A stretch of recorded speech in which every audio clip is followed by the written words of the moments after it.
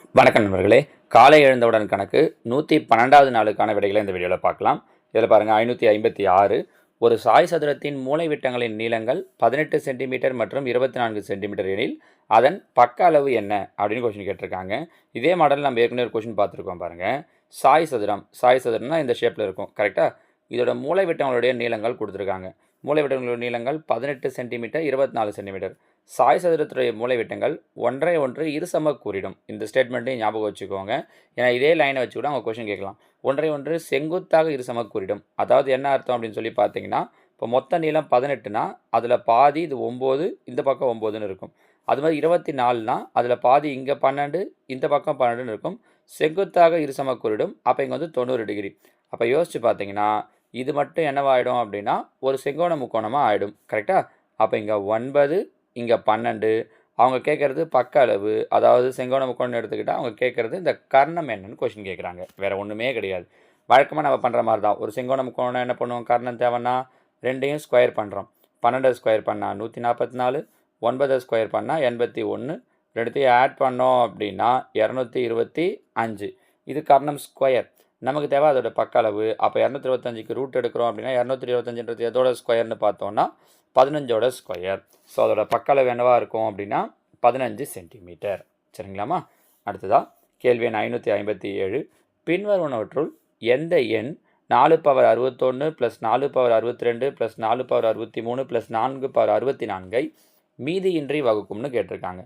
இப்போ இது எல்லாத்துலேயும் பாருங்கள், இருக்கிறதுலே பவரில் எது சின்னது, 61. அப்போ 4/61 நான் வெளில எடுத்துடுறேன்.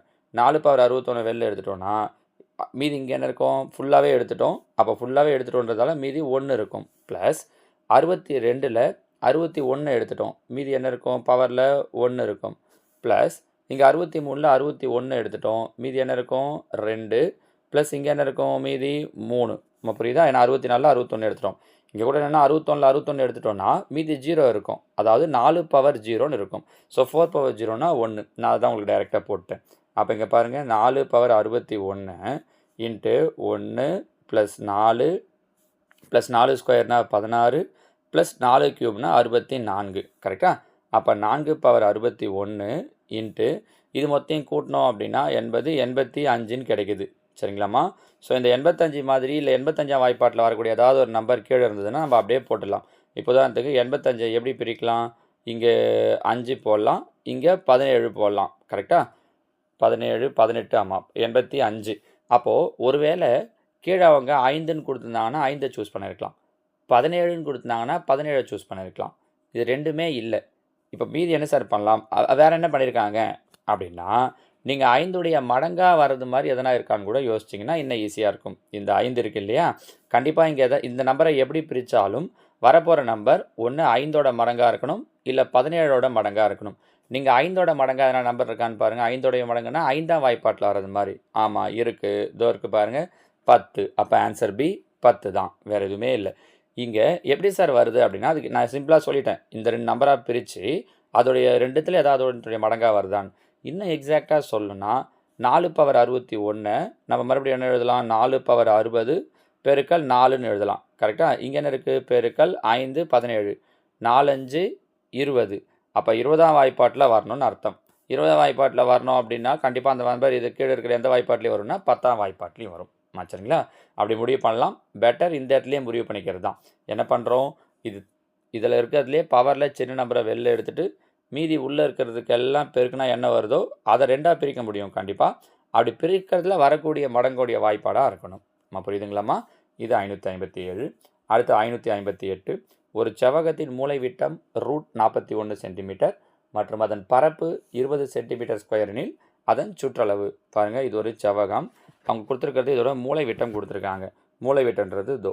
செவ்வகத்துடைய மூலை விட்டம் கண்டுபிடிக்கிறதுக்கு நம்ம ஏற்கனவே ஃபார்முலா சொல்லியிருக்கோம். இங்கே கூட பார்த்தீங்கன்னா சுற்றளவு கேட்குறாங்க, பக்க அளவு கண்டுபிடிக்கணும். இது உங்களுக்கு நமக்கு தெரிஞ்ச ஃபார்முலா தான். செவ்வகத்துடைய மூலை விட்டத்துக்கான ஃபார்முலா √L² + B². இதுதான் அவங்க எவ்வளோ கொடுத்துருக்காங்க அப்படின்னா √41ன்னு கொடுத்துருக்காங்க. 2 பக்கமும் ரூட்டை கேன்சல் பண்ணிவிடுவோம். அப்போ என்னவாயிடும், L² + B² = ரூட் போயிடுச்சுன்னா 41. அடுத்து என்ன சொல்லியிருக்காங்க, பரப்பு 20. செவ்வகத்துடைய பரப்பளவுக்கான ஃபார்முலா L × B. LB = 20ன்னு கொடுத்துருக்காங்க. இந்த ஃபார்முலா ஞாபகம் இருக்குதான்னு பாருங்கள். உங்களுக்கு தெரிஞ்ச ஃபார்முலா தான். a plus b the whole square equal to a square plus b square plus 2ab. எதுக்கு சார் இப்போ இந்த ஃபார்முலா அப்படின்னா ஏபிக்கு பதில் எல்பின்னு யூஸ் பண்ணியிருக்காங்க பாருங்கள். இங்கே பாருங்கள், a square plus b square, l square plus b square எவ்வளோ 41 ப்ளஸ் 2 இன்ட்டு ஏபி, எல்பி எவ்வளோ 20, அப்போ 2 இன்ட்டு 20 40, 41 40 ஆட் பண்ணிங்க அப்படின்னா 81. இந்த பக்கம் பாருங்கள், a plus b the whole square, நம்ம தான் எல்பின்னு வச்சுருக்கோமே, அப்போ l plus b the whole square, square அங்கே அனுப்புகிறோன்னா ரூட்னு வரும், 81க்கு ரூட் எடுத்தோம் அப்படின்னா 9.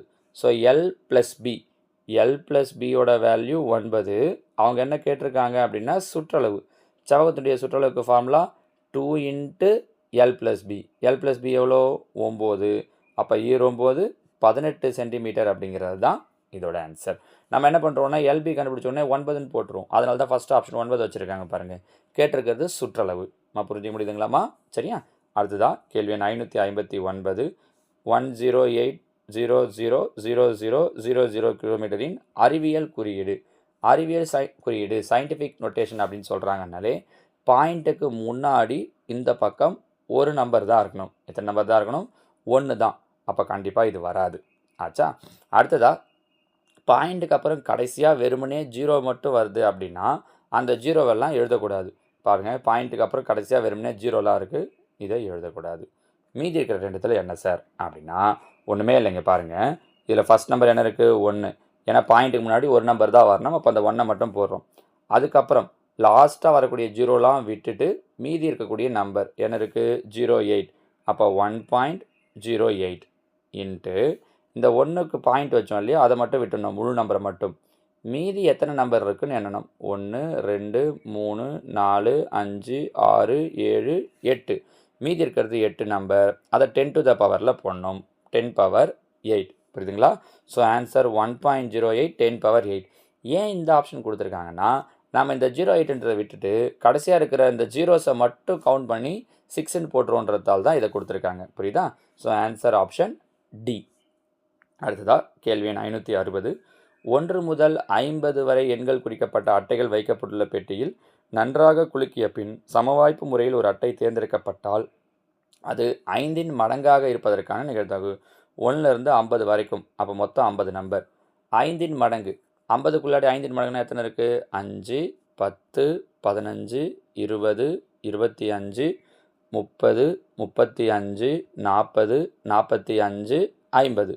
ஸோ மொத்தம் எத்தனை நம்பர் இருக்குது அப்படின்னா 10 நம்பர் இருக்குது. அப்போ மேலே 10, 0 0 கேன்சல் ஆகிடும். ஸோ மேலே 1 கீழே 5, ஆன்சர் 1/5. சரிங்களாம்மா? இது கேள்வி எண் 560. அடுத்ததாக பாருங்கள், இன்றைக்கான கேள்விகள். காலை எழுந்தவுடன் கணக்கு 113வது நாளுக்கான வினாக்கள். இதில் 561, x - y = 0 என்ற நேர்கோடு வரைபடத்தில் எப்புள்ளி வழியே செல்கிறது. 562, 9x + 7, 2x + 9 என்பவை ஒரு இருபடி கோவையின் காரணிகள் எனில் எக்ஸின் கெழு. 563, சுருக்குக 5 × 8⁻⁴ + 27⁻⁴ ஹோல் கியூப் ஹோல் பவர் 1/4. நம்ம ஏற்கனவே இந்த மாடலில் ஒரு கொஷின் பார்த்துருக்கோம். கரெக்டாக? 564, 2, 3, 4, 4, 2x + 1, 5, 5, 6, 7 ஆகிய எண்கள் ஏறு வரிசையில் எழுதப்பட்டுள்ளன. அதன் இடைநிலை அளவு 5 எனில் எக்ஸின் மதிப்பை காண்க. 565, 10x² + x - 23 என்ற பல்லுறுப்புக்கோவையை 2x + 3 ஆல் வகுத்தால் கிடைக்கும் மீதி. ஓகேங்களாம்மா? இந்த 5 கேள்விகளுக்கும் நீங்கள் இன்றைக்கி ஆன்சர்ஸ் ப்ராக்டிஸ் பண்ணி கீழே கமெண்டில் சொல்லுங்கள். நாளைக்கு நான் உங்களுக்கு இதுக்கான விரிவான விடைகளை சொல்கிறேன். ஓகேவா? தேங்க்யூ.